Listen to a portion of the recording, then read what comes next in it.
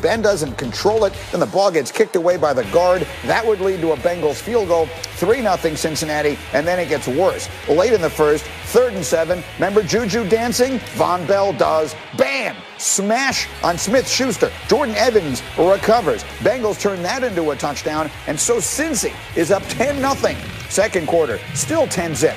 3rd and 14 for Pittsburgh around midfield. Roethlisberger passing, and not well. Mackenzie Alexander with the pick. Steelers in the first half, 7 passing yards, less than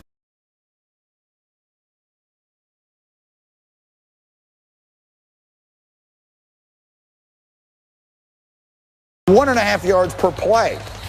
Ensuing drive, Bengals 2nd and 9 at the Steeler 14.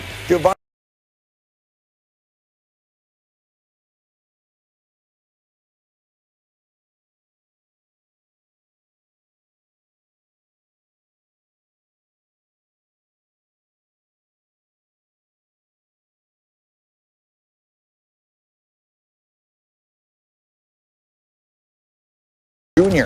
He had 18 carries, 84 yards. That's a touchdown. It's 24-17, and the Steelers get a stop, and they get the ball back. And so here's their chance, just outside the 2-minute warning. 3rd and 10. Roethlisberger tells Chase Claypool, go deep, but then he underthrows it. The D is there. They knock it away. So it all comes down to this. Steelers go for it on the 4th and 10. It's Roethlisberger. He's looking for James Washington, and it's not even close.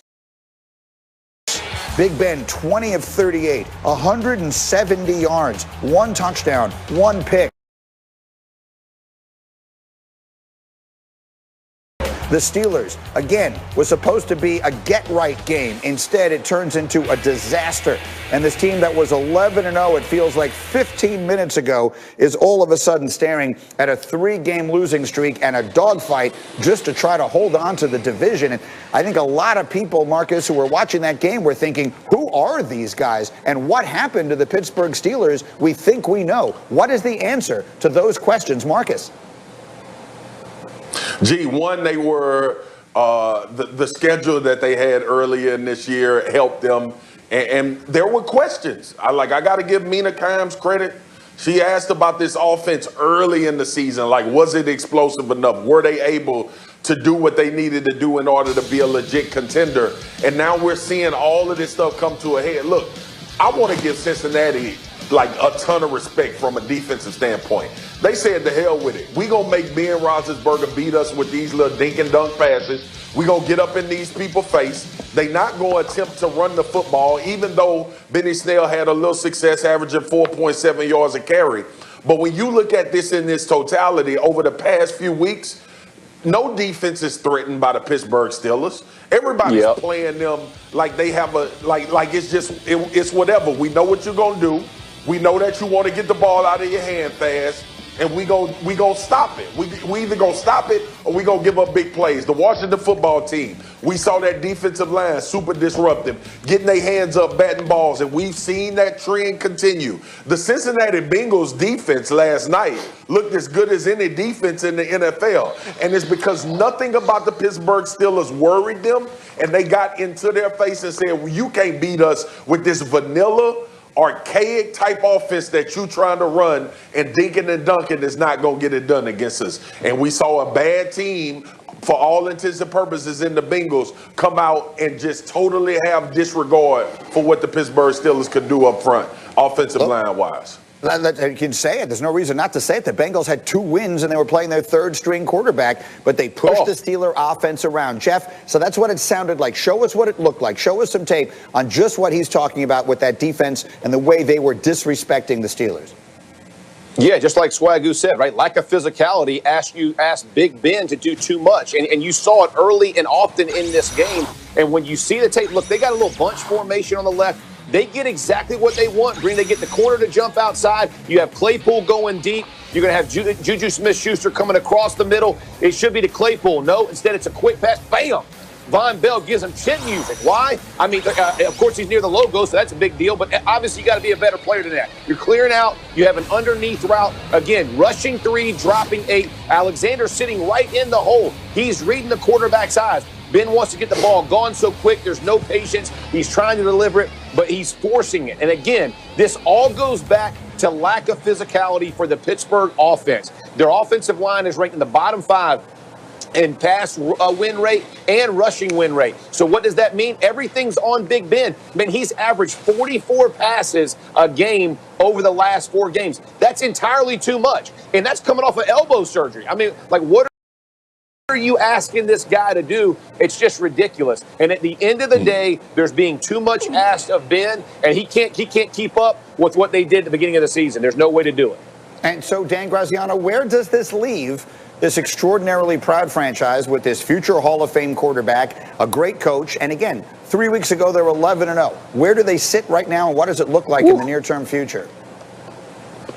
Yeah, Greeny, if you think it looks bad for the Steelers right now, wait till the offseason when they have to figure out what to do with Ben Roethlisberger. Adam Schefter reporting yesterday that he wants to come back for another year. Well, if he does, he's going to cost them $41.25 million against the salary cap in a year where the salary cap is going down. How do they fix that? They might have to cut other guys that are more valuable at this point, given their contracts. They may have to extend Ben Roethlisberger's contract in order to drop that number. These are very, very difficult choices that face the Steelers, especially if they can't get things turned around and go into the offseason feeling good about Roethlisberger and the way he's playing and the core around him. It's a big couple of weeks coming up for the Pittsburgh Steelers because how they perform and how he performs, talking about Ben Roethlisberger, will determine the direction of their franchise in 2021 and beyond.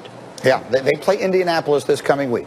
If they win that game, they win the division and all is generally okay. If they lose, then that last game of the season at Cleveland would probably set up as a game for the division, and that could change everything. So there is still time to get this ship righted, but last night was the night they were supposed to do it. All right, so this panic in Pittsburgh, I think we all have only one solution on this show, and that is pancakes.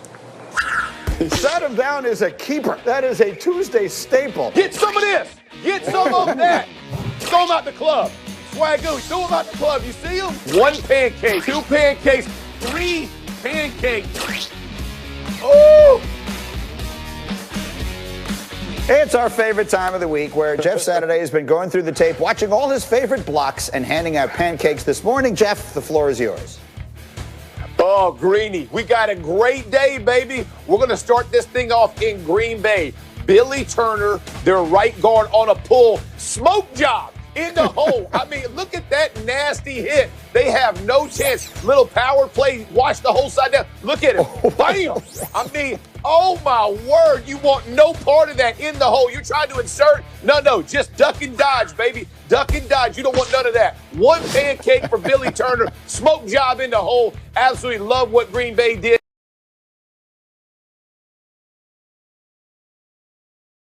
And their run game against the Panthers, nicely done right there. Now we got my man Dylan Sainer. Look at this hit right here.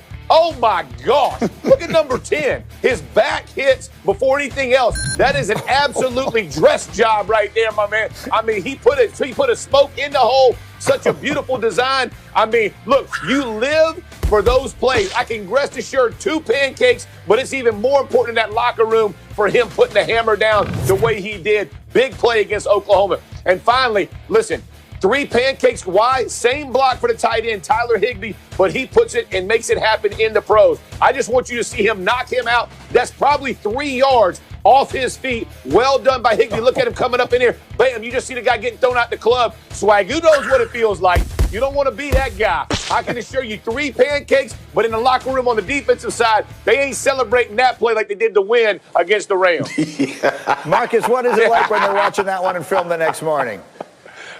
I really shouldn't like this damn segment as much as I do. Because anytime I see defenders getting pancaked, I feel terrible. But Jeff got one with this one, man. I love seeing people get, like, ear holes, don't look. Like, gee, this is what happens in the line of scrimmage, man. You better keep your head on the swivel or you may be planning your funeral, bro. Outstanding. All right, Jeff Saturday, well done. We'll take a short break as we continue. The impact of the upset of the year. What should the Jets do now with Sam Darnold? Our crew doesn't agree on this one. We'll weigh in. And then, is there any way Carson Wentz stays in Philly, or is that beyond repair? You've got questions, we've got the answers. This is Get Up on ESPN.